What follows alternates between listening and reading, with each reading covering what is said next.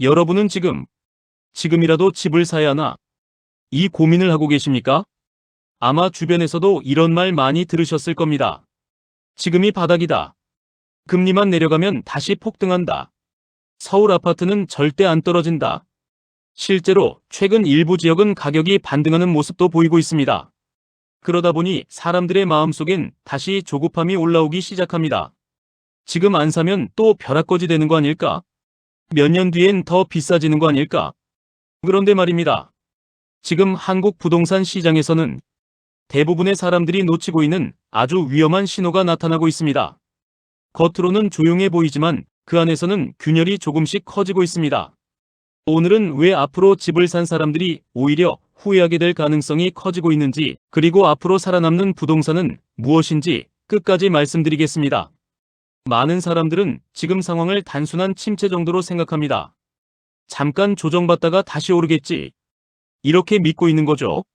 하지만 시장은 늘 사람들의 기대와 반대로 움직였습니다. 사람들이 가장 불안할 때 바닥이 나오고, 사람들이 가장 안심할 때 위기가 터졌습니다. 지금이 바로 그런 시기일 수도 있습니다. 왜냐하면 지금 부동산 시장의 진짜 문제는 금리가 아니기 때문입니다. 대부분은 금리만 내려가면 다시 폭등장이 올 거라고 믿습니다.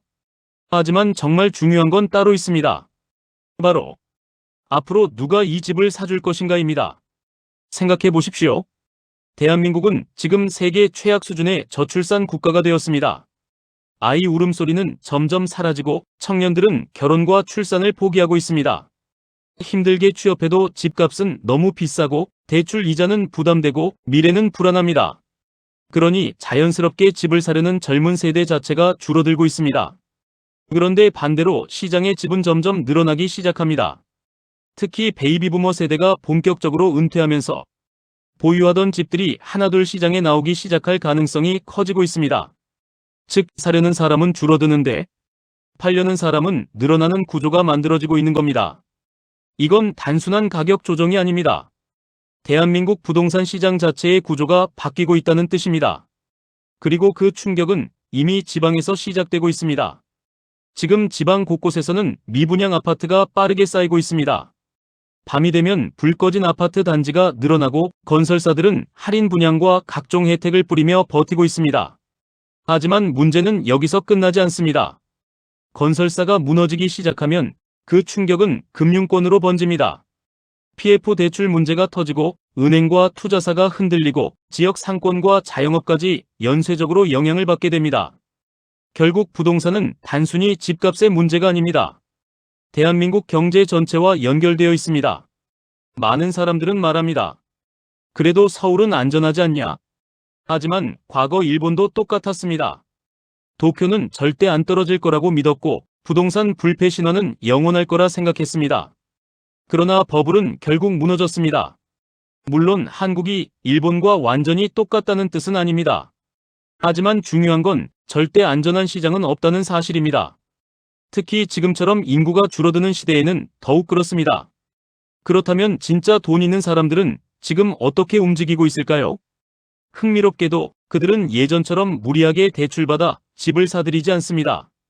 오히려 현금을 확보하고 월세가 나오는 수익형 자산이나 달러와 금 같은 안전자산 비중을 늘리고 있습니다. 왜냐하면 그들은 알고 있기 때문입니다. 이제는 아무 집이나 사도 돈 버는 시대가 끝났다는 걸 말입니다. 앞으로는 양극화가 훨씬 심해질 가능성이 큽니다. 살아남는 지역은 계속 살아남겠지만 무너지는 지역은 생각보다 훨씬 빠르게 무너질 수 있습니다. 결국 앞으로 가장 중요한 건 단순히 집을 사느냐 마느냐가 아닙니다. 진짜 중요한 건 이것입니다. 앞으로도 사람들이 계속 살고 싶어 할 지역인가? 일자리가 유지되는가? 교통과 인프라가 계속 좋아지는가? 인구가 유입되는가? 현금 흐름을 만들 수 있는가? 이걸 냉정하게 봐야 합니다. 이제 부동산은 단순한 투자 상품이 아닙니다. 앞으로는 생존의 영역이 될 가능성이 큽니다. 누군가는 분위기에 휩쓸려 무리하게 대출을 받을 것이고 누군가는 조용히 현금을 모으며 다음 기회를 기다릴 겁니다. 그리고 시간이 지나면 그 선택의 차이는 생각보다 훨씬 크게 벌어질지도 모릅니다. 여러분은 지금 어떤 선택을 준비하고 계십니까? 오늘 영상이 도움이 되셨다면 구독과 좋아요 부탁드립니다. 돈의 흐름 뒤에 숨겨진 진실, 돈사연이 함께하겠습니다.